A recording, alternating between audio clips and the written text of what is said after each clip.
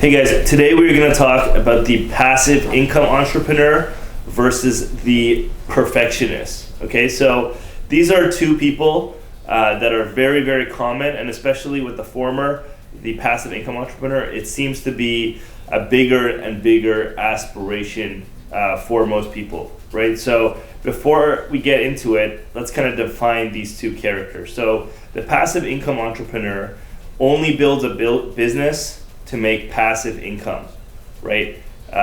They are just looking to make a business, set everything up, automate it, and basically allow it to earn them as much money as possible without them having to do anything. On the other end, the perfectionist essentially is trying to do absolutely everything themselves. They can't even delegate because the only person that they feel like can do everything themselves is themselves. And so you kind of have two different storylines. Neither of them really is the right way to go about this. So when it comes to the passive income entrepreneur, I'm here to tell you that really there's no such thing as a truly passive business. Every business requires some active management. Every business requires people with equity, the owners, to somewhat monitor it, right? It doesn't have to be a day-to-day thing. Doesn't even have to be a week-to-week thing. But doesn't matter how big your business, doesn't matter how well it's set up, it's going to require you to monitor it a bit, right? Maybe you can run it passively, but it definitely will not be anywhere close to optimal if it's completely passive. You have to be checking in with your people, because even if it runs for a while, after you set it up perfectly, at some point the quality will go down, because if you're just relying on employees and managers, it's just not going to be as good as if you have a little bit of oversight yourself and you can truly set everything up to hold people accountable.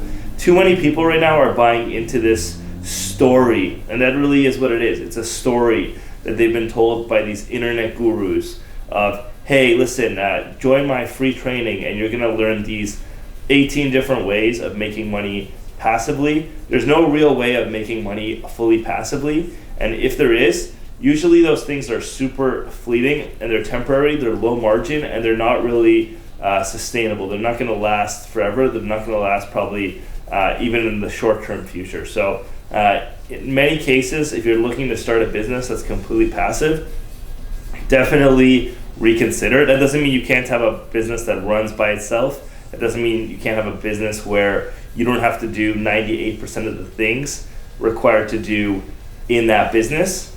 All it means is you just have to take the time, especially in the beginning. It's going to be a lot more, then it's going to go down, and then it's go down, and then eventually you may get to a point, could take many years, where you only have to do 2 to 3% of what that business does, and then that's the closest you'll ever get to a passive business, right? So this concept of a passive business is not really a reality. It might be an aspiration for some people, but definitely don't get to a situation where the business is passive unless it's operating perfectly. Because if it's not operating perfectly, it's definitely not going to be operating passively, not even close, right? Even if it is operating perfectly, it probably won't be operating passively. And even if it does operate passively for a while, it's not going to be for super long. At some point, quality will go down, customers will get tired, and at some point things will go the opposite direction if you don't have a equity holder actively managing the company with some interest, making sure everyone is fully kept accountable, right? So all these people selling you on a dream of passive income, definitely you should not buy into the Kool-Aid, because in order for you to have passive income, you're going to have to do truly like the closest thing to passive income, high margin, high volume. You will have to, or maybe a low margin, high volume business, whatever that is, you have to do the opposite of a passive approach. You have to be very active, on top of things, go deep, many times for many, many years, right? It's not going to be something that just happens in a month or two, right? No great business that's, spitting cash flow for the shareholders passively, at least the minority shareholders, the majority shareholders who run the business. No business like that is going to happen overnight. It's going to take a lot of pain. And then most people who get it to that point, they're also not the kind of people that just want to chill on the beach.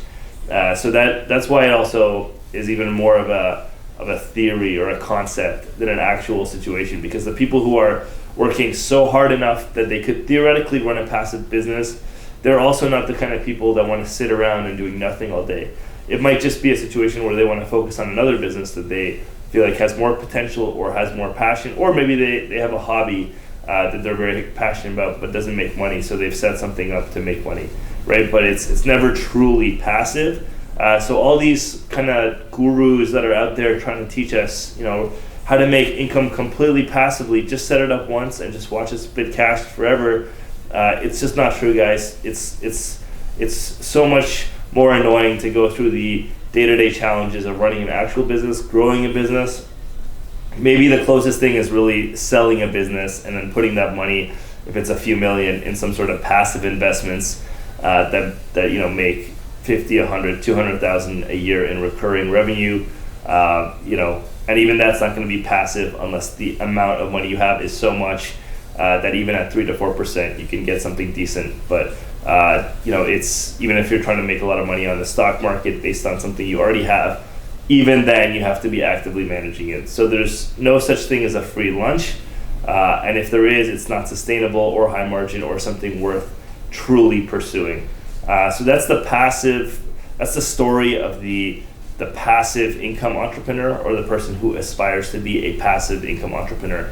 On the other end, you have a perfectionist. There's a lot of these people, they tend to have more of a technical background, maybe engineering, maybe science, something where the idea of getting something 80% correct and moving on to the next thing, or 80% good enough, is just not something that applies to wherever they've been trained, right? So in a scientific, or especially in an engineering background, let's say you've been working for companies that build like bridges, or manage nuclear plants, or whatever, something like super complex. There's no such thing as, let's just do it 80% properly, and then whatever, the other 20%, as long as it's good enough, we can kind of move on to the next thing, right? It's really about everything has to be 100% good, because if that bridge falls down because it was only 80% done correctly, then you definitely are going to be liable, and it's not going to work out. So people with engineering backgrounds, when they get into entrepreneurship, especially non-engineering entrepreneurship, kind of regular businesses, sometimes they have a hard time getting out of the business because they're so busy in the business. Another example is restaurants. A lot of times you have chefs who are just so big on just everything being perfect. They can never grow their company by training people who are 95% as good.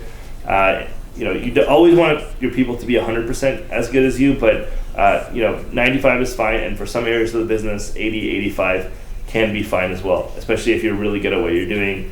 80, 85 could meet or exceed the vast majority of the customer expectations if you're really good at what you're doing, which you should be, because you should always be one of the competitive advantages of the business. Something or something you've done or something like that, something that's related to you, is usually the competitive advantage of any business. It's something to do with the people, right? And then even if it's the product or the service, it still has to do with something that the people who started the business actually did. So perfectionism is definitely not something that is aligned with fast growth, but at the same time, you have to know when to kind of slow things down, get everything correctly. So there's a lot you can learn from the perfectionist, especially the person who aspires to be a more passive entrepreneur. You have to learn to be a perfectionist first, and then you have to learn as quickly how to let go of things and to train people, training the right people. We've talked about recruiting before. We've talked about finding the right people, building a culture, right? So check out some of our other videos on that. Recruiting, especially, my favorite is on Upwork. That's huge, having the right people, and then being ready to let go, ready to delegate, knowing it's not going to be 100% of what it was, and being okay with that reality. Because there are people at Amazon, for example, that are now working on something that Jeff Bezos once did, or maybe someone a couple steps below Jeff Bezos once did, and now that's become someone's role. They may not do it as well as people who've ended up moving up in the company, but maybe they do it 85, 90, 95% as well, and that's okay. So both types of people need to learn from each other. The perfectionist needs to be able to be a little more passive with what they do. The passive entrepreneur needs to be able to really go deep and be a perfectionist with everything that they do in the beginning, and then they can kind of move into that kind of place where you are more passive in terms of certain areas. But most people, when they start a business, they want to keep growing it. Actually, I shouldn't say most people, but I would say most people watching this, because it tends to bring a more aspirational crowd. So if you're hoping to actually grow a business, you definitely need to learn from someone with a passive mindset, but also someone with a very active perfectionist mindset, right? If you can combine the two and build a great culture and be really good at hiring, your business will be very successful. Obviously, assuming the digital marketing and the sales side of things is good as well, especially in this era of the 2020s. All that stuff, be able to recruit global team members, digital marketing, as well as being able to do everything yourself, but still being able to delegate. These are going to be the key principles of the successful small businesses that eventually transition to medium businesses and move up from there. The hardest part is actually going from a small to a medium-sized business. I would say once you get to a medium-sized business, you probably most likely have the skills, especially at a certain point, to take it to that next level. If not you have the money to hire somebody, and be very careful with who you hire and what you give them, and then eventually you can kind of move up. So the hardest part is going from that small place to a medium-sized place, in my opinion. That's the biggest jump. That's the place that most people get stuck the most, and it's because they are either being too passive or they're being too active and trying to be a perfectionist. So that's a little bit about that. Hopefully that gave you some things to think about. I know it's super hard to get things going, especially once you do, to take it to that next level, but hopefully some of the tips here today have helped you kind of get things ready to either get started or take something you already have and take it to the next level. So I hope you enjoyed this. Definitely subscribe if you can, and any thoughts, questions, or comments you have, please leave it in the section below.